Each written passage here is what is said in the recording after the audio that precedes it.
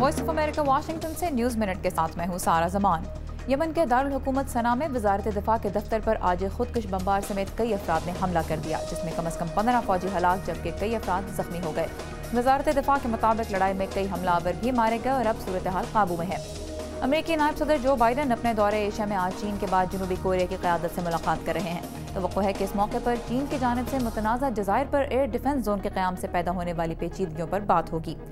अमरीकी वज़ीर ख़ारजा John Kerry ने कहा है कि इसराइल की सिक्योरिटी को यकीनी बनाना मशरिक़ वस्ता में अमन और ईरान के साथ जौहरी मुआहदे के लिए ज़रूरी है। मिस्टर कैरी इसराइल फ़लस्तीन मुज़ाकरात आगे बढ़ाने के लिए मशरिक़ वस्ता के दौरे पर हैं। और इंसानी हुकूक की तंजीम एमनेस्टी इंटरनेशनल ने शुमाली कोरिया के जबरी लेबर कैंपों में तशद्दुद के नए शवाहिद पेश किए हैं। तस्वीर और ऐनी शाहिदीन के मुताबिक इन कैंपों में लाखों अफराद कैद हैं और वहाँ रेप और कत्ल आम है। ये था VOA न्यूज़ मिनट। खबरों की तफसीलात urdu VOA.com पर।